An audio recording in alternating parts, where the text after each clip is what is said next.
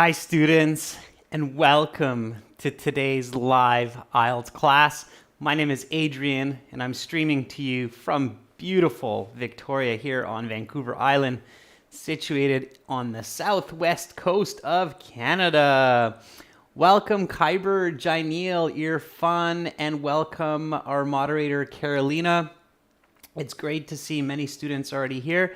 Nut Bandish, I hope you have a great exam tomorrow.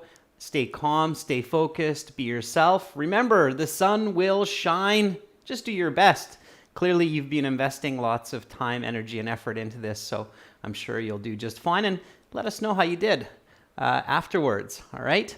Okay, so right now we are going to be looking at more Ielts reading. This week I put 2 of these in for our members so that we can really just get into it and practice and use the strategies that we've been learning throughout the weeks. In order to really get fluent in your reading, it has to be regular. It has to be something that you practice day in and day out. While we wait for a few more of our members and students and our general English help channel as well, this lesson is presented to you by aehelp.com for academic Ielts success. Check us out there. For the general Ielts, visit us at gieltshelp.com. That's generalieltshelp.com. On both of these websites, we have lots and lots of information to help you prepare for your exam, including practice exams, a fully interactive course, and lots of HD video lessons. This is our academicenglishhelp.com site here. You can click this big red button to join our premium package. It is a one-time payment for lifetime access. We are an official British Council IELTS Test Registration Center and certified agents. So you're in great hands with us. Welcome, Thomas. Hi, Aristotle. Welcome, Cinda. Good to see you all here. Hi, Jyoti. Hi, Navpreet. Back at you. Our General Ielts website looks like this with the green background. You can click that big red button to join us there if you're a General Ielts student. Of course, the reading and writing section, materials, videos, strategies will be a bit different because General Ielts, the reading and writing sections are somewhat different, not completely different. For instance, reading section 3 in the General Ielts is virtually the same as any of the reading passages in the academic Ielts. So if you can do well on the academic reading passages, you should do well in section 3 of the General Ielts also. All right, everyone. So, get the world's most popular IELTS learning material. Download our apps from your app stores. We have thousands and thousands of downloads. You'll actually see that in the app store. Academic IELTS Help, links to your aehelp.com account. General IELTS Help, links to your gieltshelp.com account. And you can follow us on Instagram, IELTS_aehelp, gieltshelp. You can send me an email if you have some questions. Adrian at aehelp.com. Hello, Saif in Bangladesh. I hope life is treating you well. Okay, let me just center this a little bit better so you can see this. All right, there we go. So our streaming schedule coming up, I just want to bring your attention to an important point here. So we've got reading today, and then we'll have listening part 3 and part 4 after. That's a continuation from yesterday. We did listening part 1 and 2. If you missed it, no worries. There's still lots to be learned and practiced. And tomorrow we'll have a Q&A session for members. So maybe you can join us for that, Nut, and share your IELTS experience. And then we'll have speaking part 3 for everyone. Now, just an important note here. This is an FYI. Next week, there will be no live classes. Okay, I'm going on a trip, so no live classes. There's a bit of a holiday break there. but we will be releasing some new HD videos on some interesting topics. So definitely keep an eye on your notifications because you will see new speaking videos and other videos as well. And that will be exciting. So no live classes, but lots of new HD content. And then I'll be back October 13th with Speaking Part 1 live class. Okay, so just make a note of that. I'll keep reminding students over the next couple of classes, and we'll post that on our YouTube community board as well. Welcome, Mod Aslam. All right, thank you, Kyber. I appreciate that. So now let's get into our reading, and this is reading passage 3 from our 8th exam, which will be released a little bit later on in the year. Okay, so here we have reading passage 3. Students, the way the reading works, and this is kind of the same concept in general IELTS and academic as well. I think a lot of students get a little bit freaked out when they get to the reading section, especially because of the time pressure. And time management is a very important skill in the IELTS exam and in the reading section. And interestingly enough, IELTS isn't just testing your English, as many of you already discovered. It's also testing your communication skill, your critical thinking skills.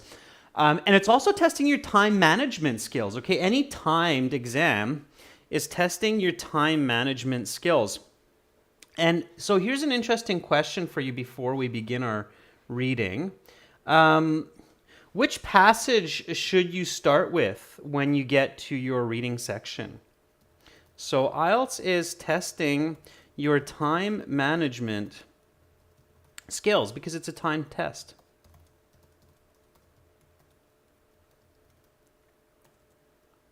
Okay, and clearly that's because time management is an important skill in life. People who have good time management skills tend to be successful. People who have poor time management skills tend to be less successful. That's a very common statistic, right? Jaineel, brilliant. Okay, very good. So Jaineel has the right answer. It's the topic that's more relevant or most familiar for you, okay? So my question here was, which IELTS reading should you start with? And the answer here, and Jaineel gave the right answer. Sorry. Okay, so Jaineel said, start with the one that's most familiar.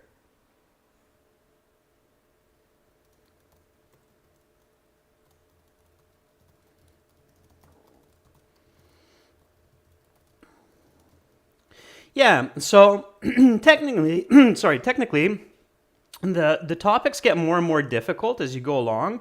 So since IELTS is a graded exam, the passages and questions get more and more difficult as you progress. However,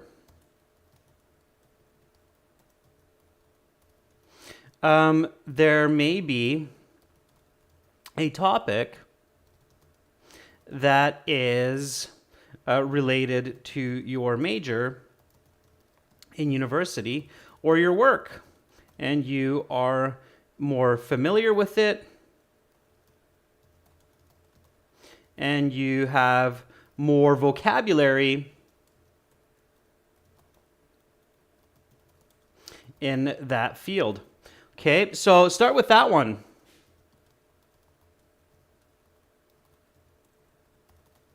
This will give you confidence.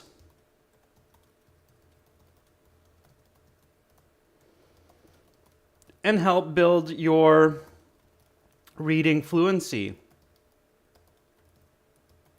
Okay. All right. So always start with the passage that's closest to you. The English language has become so big around the world And one of the reasons being is that in the last 100 years, where we have this technological and information boom and globalization, we need a common language, right? So we need a language that people around the world can use in their specific field of engineering, computers, graphic design. And if you happen to have a topic that's closer to what you know, start with that one for sure. If none of them are, okay, so this is an important tip too, because sometimes people say, well, none of them are. So if none of the topics are familiar,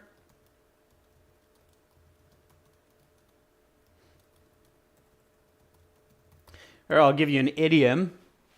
If none of the topics are up your alley, okay, so this is an idiom here. Up your alley means familiar to you. There's an idiom for that. So if none of the topics are up your alley, which means familiar to you, then start with passage 1, okay? Because technically that should be the easiest, all right? So then just start with the first one, because technically that's the easiest topic, easiest types of questions, so start with that, okay? But otherwise start with the one that's closest to you. So the reason I tell you that is because here today we're looking at this passage, and this passage is titled Touchscreens, 20th Century Innovation, 21st Century Commonplace. And a lot of people might be like, hey, I work with phones and mobile phones all the time. I'm actually a techie. I'm into hardware and software. And even though this is reading passage 3 in this exam, you might find that touchscreens is a much more familiar topic for you than, for instance, world history, like the history of Berlin from 1945 to 1990. So you might feel, hey, this is the one I should be starting with because I know how touchscreens work. I have some good English around touchscreens and gadgets, and that's where you want to start. Okay, so that's why I'm introducing this to you. Okay. So, Muklisha, of course, I'm going to suggest our own books, help.com, gieltshelp.com. For general IELTS, definitely gieltshelp.com, okay? All right. Hope everything's great there in South Korea. Okay. So, again, we're going to do this nice and quickly, and I'm going to think and speak out loud with you. So, step number 1 is we look at the title, and based on the title, we aim to predict some of the information that's in the passage. Let me try to maximize, because it's kind of smaller font here. And this is one of the ways that the third passages might be a little bit trickier, is that they tend to be the longest passages. Okay. Just a second. I'm just really trying to maximize the screen space here because I realize the text is a bit smaller. So let me center this up and really just maximize it. Again, make sure you go to 720p in your YouTube settings if it's a bit blurry for you, and that should clear it up. Okay. All right. Read the title and predict. So think about, what is this topic about, or what is this essay about? Why are we discussing it? How is this going to be discussed? So touchscreens, 20th century innovation, 20th century invention, 21st century commonplace. So I asked myself, okay, well, what is this? Well, it's talking about touchscreens. What are touchscreens? So touchscreens are screens on our mobile phone or tablet or on the car in your display. So lots of different kinds of touchscreen displays. You can even have them on your microwave, your dishwasher, your washing machine. So touchscreens are everywhere these days, it seems like. And that's what 21st century commonplace means. But obviously they were invented in the 20th century. Just a quick question here, because sometimes students are confused by this and they lose points on the IELTS because of it. What is the 20th century? So, what years does the 20th century include? So if somebody asks you, multiple choice question, what is the 20th century? What does that include? So Arda says 1900 to 2000. Nikhil says 1901 to 2000. Mohit says 1900 to 2000. Yeah, 1900 to 2000 is pretty good. If we want to be really, really, really technical, it's actually 1900 to 1999. That would be the 20th century. And then comes the 21st century, which starts from 2000 to 2099. Okay, that would be your 21st century. So the century turns at the 100-year mark. Okay, it's 100 years covering the 100 years of the previous century, right? So that would be your 20th century. Okay, so yeah, some people will say it's 1900 to 2000, but technically it's 1900 to the end of 1999. 1999, December 31st, if we want to be really technical. Okay, so keep in mind that sometimes people get confused and they think the 20th century is like in the 21st century. It's a common mistake, so be really careful in your reading and writing and listening and speaking for that, okay? All right. So here we go, everyone. Why is this author talking about touchscreens? Well, because we all seem to use them and rely on them, right? It's a very important tool for today's people to navigate everyday life, okay? So that's why. And then how? So this is where the how question is really important. Well, you have a screen that displays information, and then you can touch the screen with your finger or with an object, right? The stylus pen. And oftentimes you have touchscreens where you can touch multiple points at multiple times. So there's different kinds. Yeah, Kyber says because it's very common nowadays. Okay, good.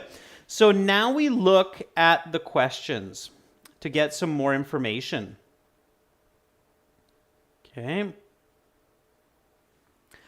So here we have this interesting kind of complete the notes below. So it's almost like a summary completion, but not quite. You have no more than 2 words. All of this information is contained in the reading passage. So we can definitely read this and go through it. It will help us. Don't spend a lot of time reviewing questions. Okay, that's time wasting. So for good time management, just read through the questions quickly. Okay, the goal here is not to start deciphering, figuring out exactly what these questions are about. It's just to give you some main ideas. Okay, so title of summary topic: capacitive touchscreens. Okay, so this is clearly a type of touchscreen. Resistive touchscreens. Okay, so I'm going to be reading about 2 types of touchscreens. Johnson's touchscreens used as an insulator and transparent conductor coating.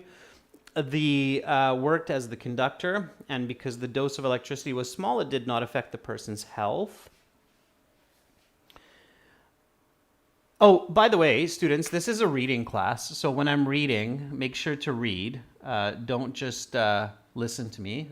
That's the listening class coming up next.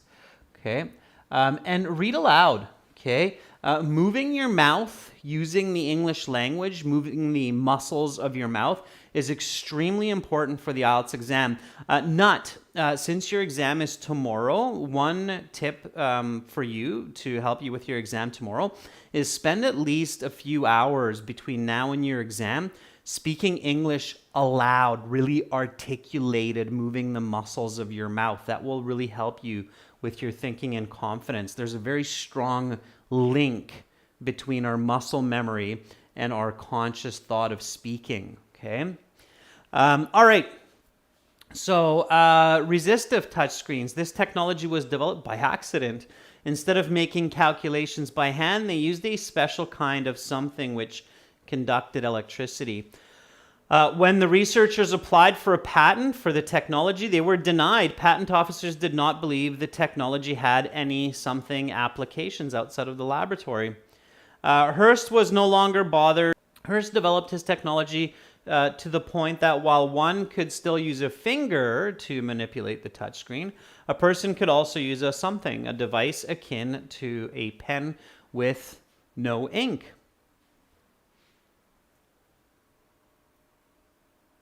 Okay, and then we have, again, these very popular true, false, not given. The reason true, false, not given questions are so popular on the IELTS reading is because you cannot skim and scan for these questions, and they don't want you to skim, read, and scan for answers. That's not actual reading. That's not good reading.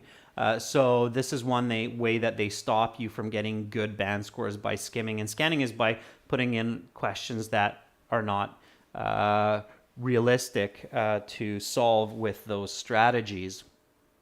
Okay, and then we have some multiple choice. Okay, multiple choice, we only want to look at the question, don't look at the answers, because again, there's false and incorrect and ungiven information.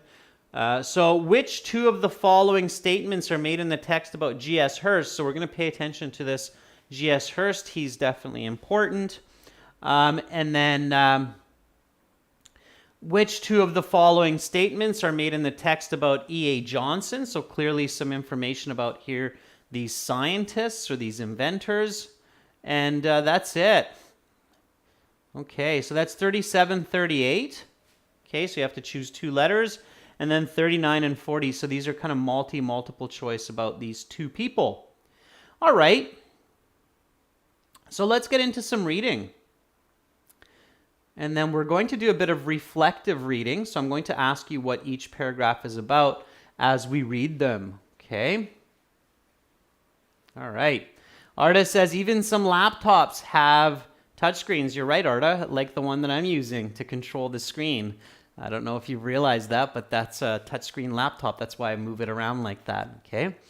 They're very good for these kinds of classes, Arda, where you're projecting for presentations, touchscreen laptops. Okay, so here we go. Let's read this from the top. All right. Now read with me nice and loud. The touchscreen is everywhere in modern society. While the most commonplace touchscreens are encountered is mobile phones, touchscreens are also found in ATMs, grocery stores, computers, and tablets, parking meters, cars, restaurants, medical equipment, and countless other applications. They are a part of everyday life that most people take for granted. But how did they come to be? How do they work? Okay. So what is this paragraph about? Okay, so if you had to tell another person after reading this what it's about, how would you answer that question in a very, very simple way? Okay, you should always be practicing this, right? So asking after you read a paragraph, what is this paragraph about? All right. How would you answer that? Welcome, Faruza. So Paulo says touchscreens are everywhere. Okay.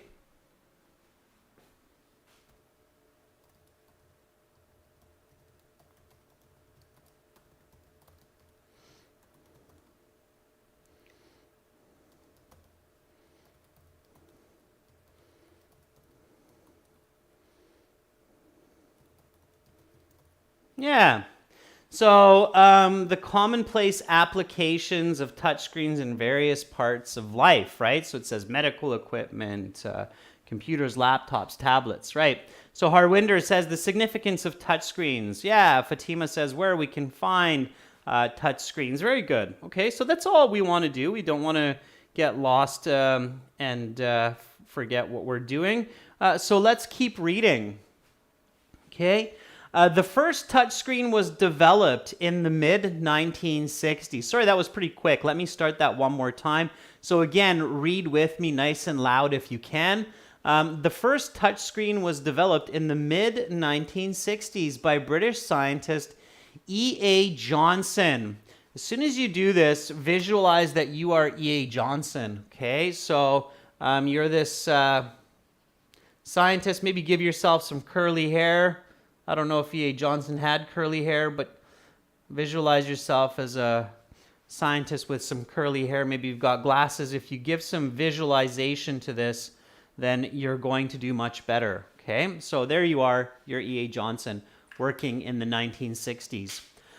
While working for the Royal Radar Establishment in Malvern, UK, Johnson's invention utilized what came to be known as capacitive touch. Now remember that both of these were highlighted in the questions, capacitive touch. So maybe you've got a hairpin, it's a giant C, okay? In your hair, you got big earrings like Chanel earrings and they're giant C's. So you can remember now that E.A. Johnson is responsible for the capacitive touch technology, okay? So keep that in mind. All right, use your visual powers to help you, all right? Okay, it worked by using an insulator, usually glass, that had a transparent conductor coating such as indium tin oxide. The finger acted as a conductor for electricity, a very small amount that was not damaging to a person's health that activated the desired input. This device had limitations. First, it could not handle multiple touches at the same time. That is, the device could only register one touch at any time. Second, it could not register sensitivity. It was like a light switch that registered either on or off, and nothing in between. Touchscreens that could handle variations of pressure would not come until decades later. Though Johnson's touchscreens were lacking certain aspects of modern touchscreens, they still found important uses in the latter decades of the 20th century. His touchscreens technology was implemented by air traffic controllers in the United Kingdom and was still in use until the late 1990s. Okay, so that's E.A. Johnson.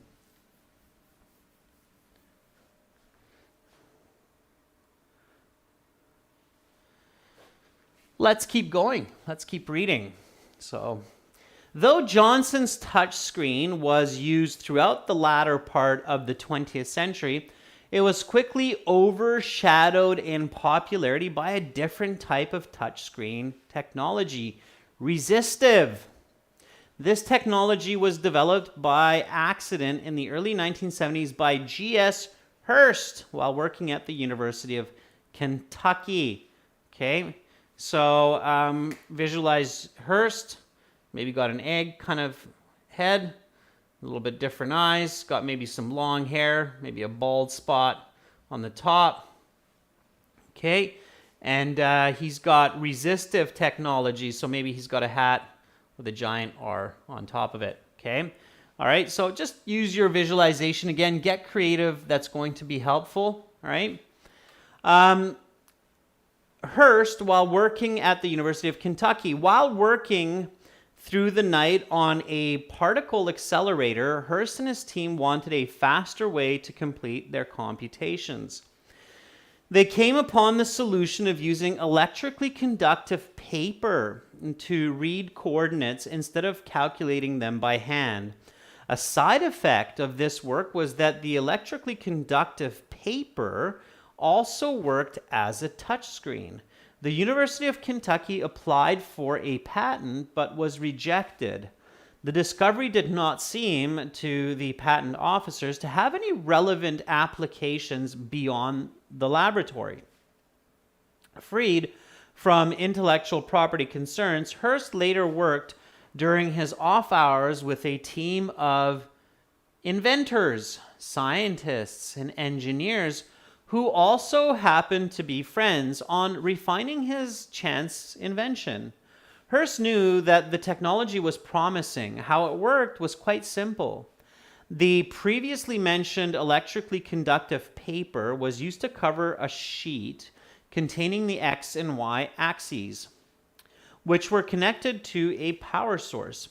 When pressure was put on the conductive cover sheet, voltage was allowed to pass between the X and Y wires, which was then instantaneously measured to indicate the position of the pressure. One advantage of the resistive technology over the capacitive technology was that it did not require the toucher to be specifically a finger. While it could certainly still be a finger, it could also be a stylus, a kind of pencil type device to operate the touchscreen. In the 1990s, this led to a generation of so-called personal digital assistants, which used a stylus to operate a resistive touchscreen. Today, resistive touchscreens are still common around the world because they are cheaper and more durable. These devices can be found today in hospitals, factories, restaurants, and other retail environments. Okay, so clearly we've gotten into a comparative type of reading, and it's very important to realize this. Okay, and I hope that all of you are realizing this. So you should be creating an image here in your mind where you have Johnson on one side with his capacitive touchscreens, and you have Hearst on the other side with his resistive touchscreens. Okay, and you have comparisons like UK, US Kentucky. Okay, you have finger. You have a stylus plus finger. Okay. You have electric connection. You have XY pressure. Okay. As best as you can. So let me ask you right now, members and students in the General English channel, how many of you are actually creating this comparative graph visually? Again, so you should see this. You don't need to write this down, although you might. So you have a piece of paper that you can take notes on, and it might be worth 30 seconds of your time in this reading to just really quickly jot down these simple notes. Okay? Janelle says, me. Carolina's like, yep, I'm doing that. At Mal says, not me. Ooh, okay, so Mal, make sure you do it. Harwinder says, me. Okay, good. Ali Rajprat says, I'm not sure what that means, Ali, but hopefully you're creating this, okay? So just in your mind, yeah, as long as you're creating this, and if you've created those visual images of the two scientists, one with the curly hair, and the other with the long bald head, I don't know if that's what they look like, but anyway, just kind of creating those, then that's helping as well. Okay, so that's something that you should do. Okay, so let's keep going.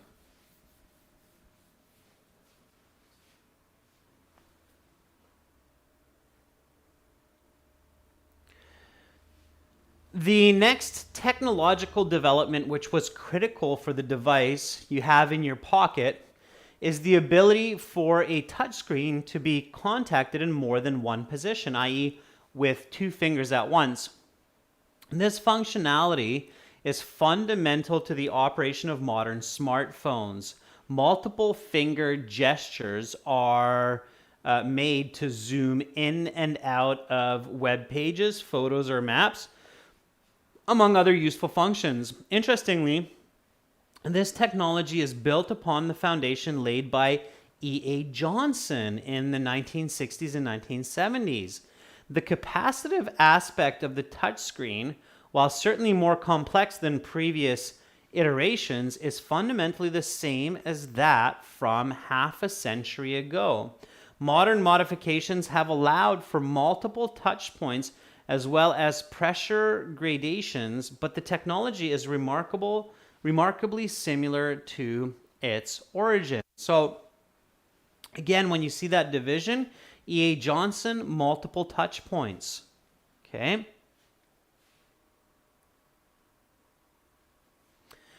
One negative aspect of capacitive touch technology is that a user cannot use a stylus or other object, since these objects do not conduct electricity like a finger. But this has changed in recent years. For example, in 2015, Apple unveiled the Apple Pencil, which used highly responsive sensors built into the tip of the pencil to detect force, position, and pencil tilt to provide a multitude of effects.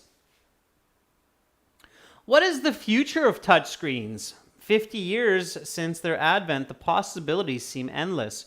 One fact seems doubtless, however. Touchscreens are a huge part of our lives, and all evidence points to this staying the case for the foreseeable future. So, touchscreens are here to stay. Let's try to answer these questions now together, students. Ali, if you have a question, just fire away. Okay. All right, so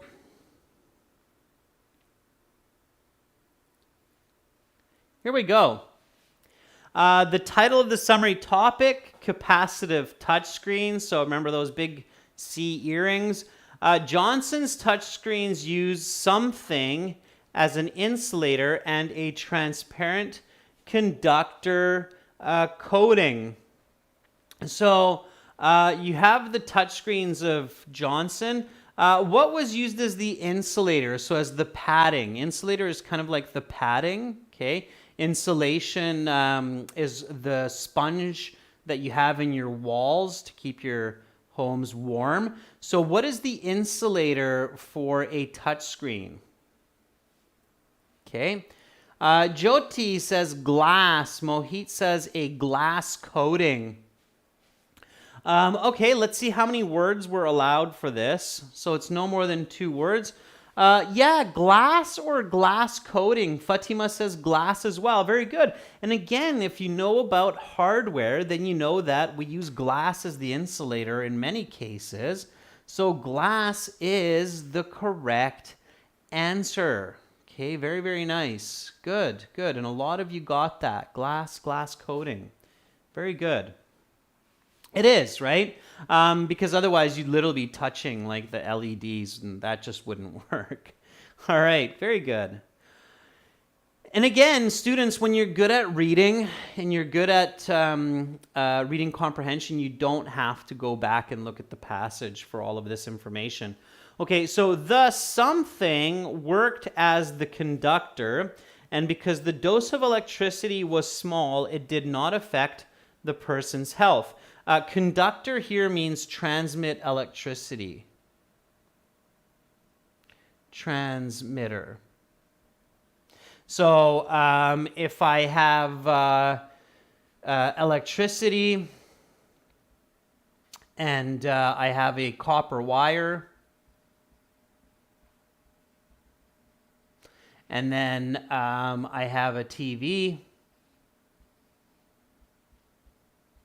Okay, the copper wire would be considered my conductor of electricity. Okay, so in this case, when we're using the capacitive touchscreens, and this was very clear, again, for this one, you probably shouldn't be searching the text. Johnson's touchscreens, what did they use as the conductors? So what kind of made that electrical connection? And we've got a lot of everybody's answering. It's your finger. Your finger is, okay? Karthikeyan, you need to read all of the passage.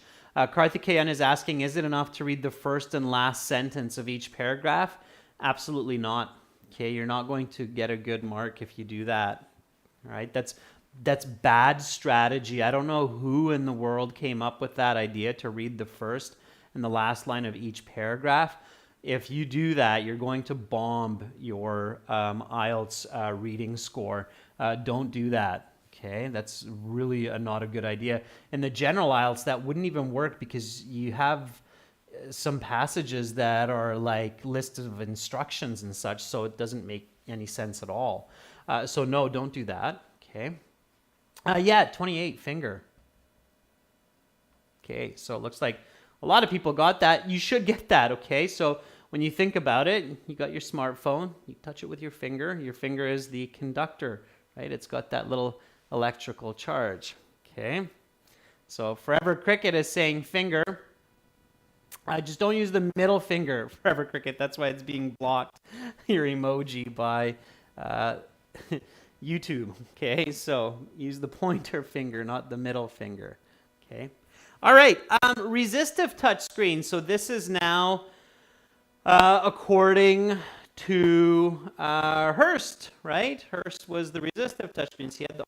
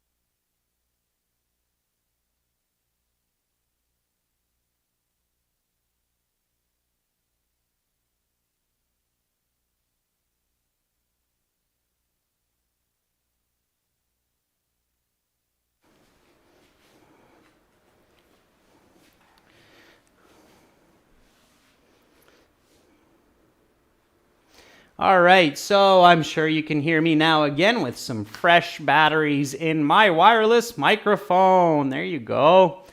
Okay. Thank you for letting me know right away. Okay. So Fatima says for this one, it's conductive paper. And Thomas says, not able to hear the audio. That's because I had no conductive juice going on between the batteries and the microphone. All right. Okay. So back to it. All right. So again, resistive touchscreens. We're talking about Hurst now, right, with the R-shaped hat. So this technology was developed by accident. Instead of making calculations by hand, they used a special kind of paper. That's right, Jyoti. So keeping it simple here, right? So special kind of paper. And you don't need to say conductive paper because it says which conducted electricity. So Arda, pay attention to what comes after the blank as well. Okay, students, so before the blank and after the blank, both are important. Okay. All right, when the researchers applied for a patent for the technology, they were denied. So the patent office says, no. Patent officers did not believe the technology had any something applications outside of the laboratory. They didn't think that this technology had, there you go, that's so much for patent offices, any kind of what applications? Paulo says relevant. Not agrees. Okay, look at all of you go. I thought real world. This is one where I'm a little bit unsure of the exact wording. It is a good idea to use the same word that's in the passage. Relevant would be correct, but I would check here. And I remember this is kind of the third paragraph. Okay, this big one here. Now, this is where I could look for the word patent. Okay. All right. And I remember it was somewhere, it's a big long paragraph, and I remember it was something in the beginning. Okay. So let me look for the patent office. Okay.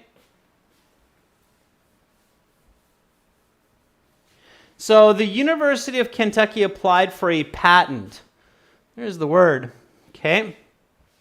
The discovery did not seem to the patent officers to have any relevant application. So good for all of you who had the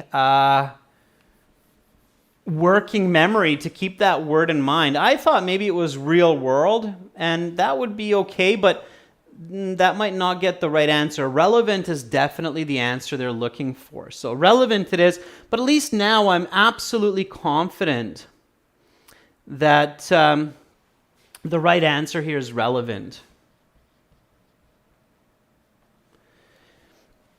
Okay, Hearst was no longer bothered by worries about something.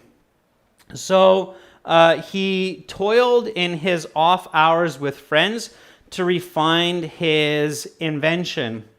Okay, so no longer worried about what? Now, if you know these words, and Thomas, that's good that you got relevant there as well. Now, if you know these words, and then you might be thinking, okay, about intellectual property.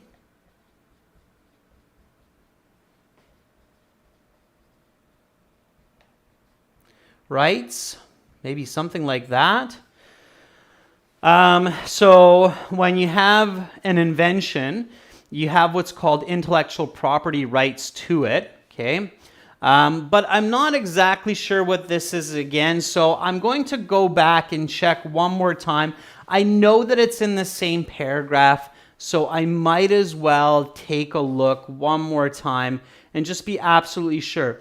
Again, it's okay to do this for a couple of questions as long as you're not doing this for all the questions. So this is why it's important that you get words like finger and paper without searching the passage so that you can spend a little bit of extra time on these less clear answers.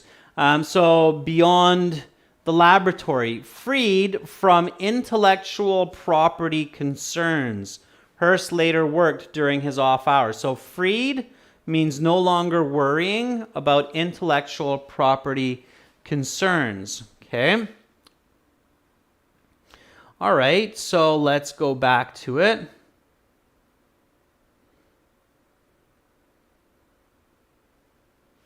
So Hearst was no longer worried about intellectual property.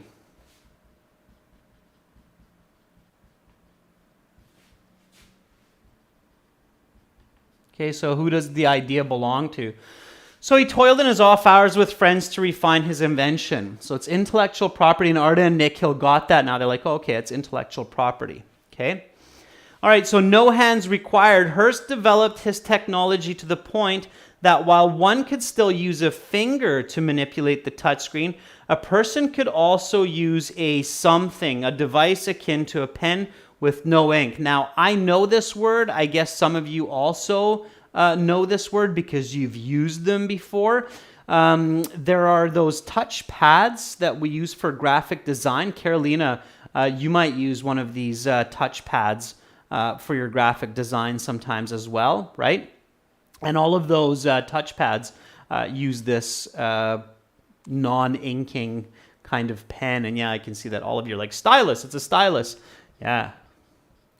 So we all know this word, stylus, and I'm sure many of us at some point have had a stylus. Even those pens with like the little rubber tips that conduct electricity, we call those a stylus as well.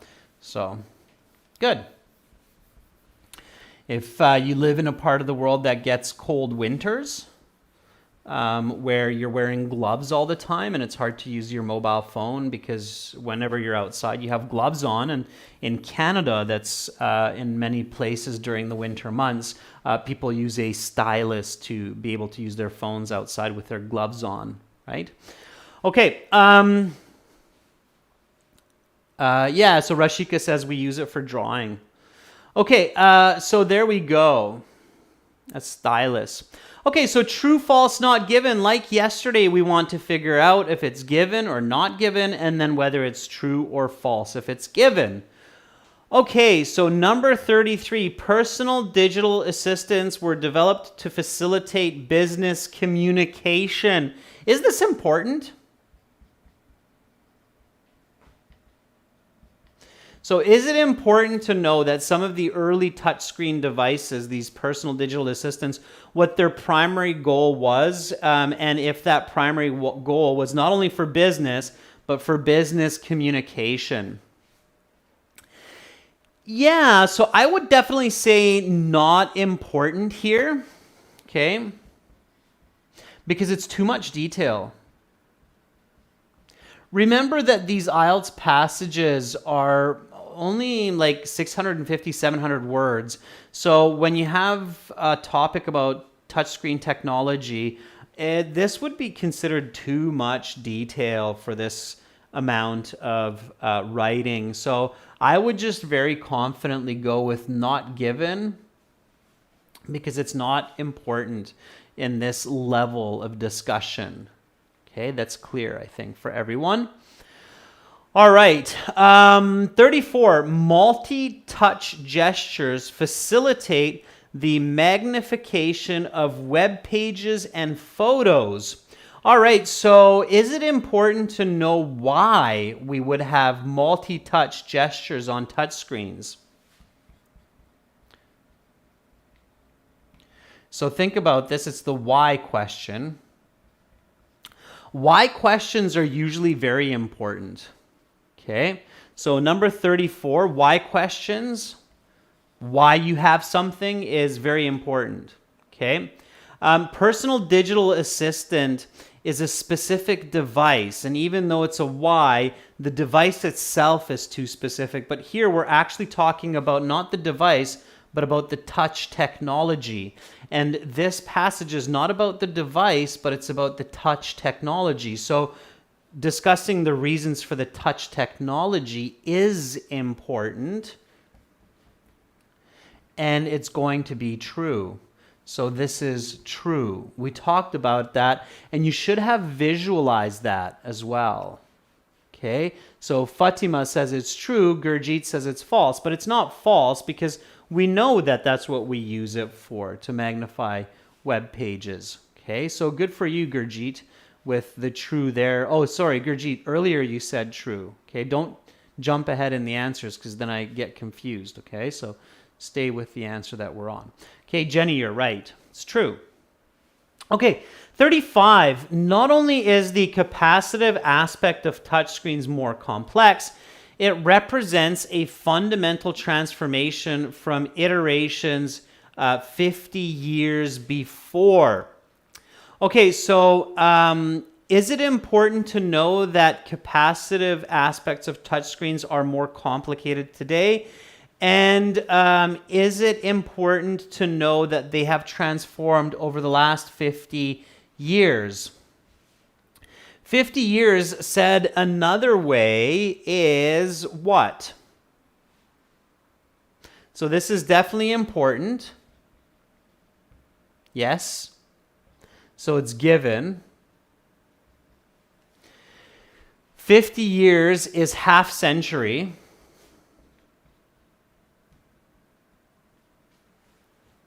Okay. And I remember reading about half century near the end of the passage. So here, a fundamental transformation. Okay. So it means that they're completely different than before. So are they completely different now than before, the capacitive touchscreens? Iteration was also there, Harvinder. Very good. So Harvinder says iteration was there as well. Yeah, that's true. Good. And are they fundamentally different? So have they completely changed the technology than 50 years ago, what it was? Janelle says it's false. Yeah, no, it's not right? It's still using basically the same technology. It's much more complex, but it's not fundamentally different. So it's false. Okay, be really careful with the wording. All right. Okay, number 36. Apple was the first company to unveil a highly responsive stylus able to detect force and position. Okay, so is this important? Maybe. Okay, when your answer is maybe, check. It's really simple to check for this because of the name Apple. So you can skim read for that, especially if you remember where it is. Now, Apple was the first company. Okay? So keep that in mind. Apple was the first company. So that's what we're checking for, and we're looking for the word Apple.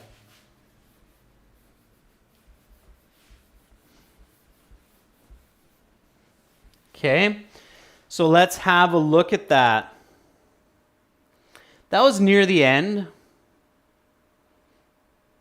Okay, we're looking for that big A, Apple. Okay.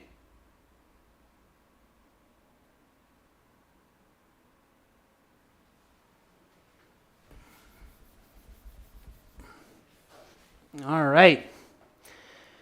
Apple Pencil, very easy to identify with your eyeball if you're looking carefully. Okay, so but this changed in recent years. For example, in 2015, Apple unveiled the Apple Pencil, which used highly responsive sensors. So does it say Apple was the first to unveil? So does it say in 2015, Apple was the first to unveil the Apple Pencil? No, it doesn't. So, according to the author, do we know if Apple was the first or not the first? Yeah, very good, Nick Hill. So Nick Hill's starting to catch on when we use the not given.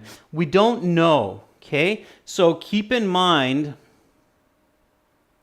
the definition of this, right? So not given, there's no information on this. So Apple was the first. No, there's no information on this. So the author doesn't say Apple was the first or they were the third. There's no information on this, so it's not given. Okay, NG. All right? We don't know. Think about it that way. We don't know according to the information. Okay, now here we have 37 and 38. I don't want to rush through these. This is where you have to use that comparative thinking that I was talking about. So you have to choose two letters. Which two of the following statements are made in the text? And that's 37, 38 about Hearst. And then which two are made about E.A. Johnson for 39 and 40. I'll let you figure these ones out on your own.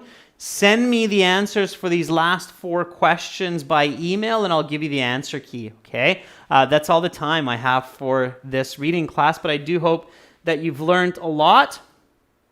You can send your answers to Adrian at aehelp.com, and I'll send you back a special discount code for our premium course at aehelp.com and gieltshelp.com. Again, if you liked this lesson, just visit us there. This is our general IELTS website here. Click that big red button to join. And this is our academic one. Click this big red button to join us there. Okay, students, I will be back shortly in half an hour with listening parts 3 and 4. Okay, good job in the General English Help channel as well. Carolina, thank you for moderating. I will see everybody in half an hour for some listening. Bye for now. I'm Adrian, signing out shortly. I'll be back.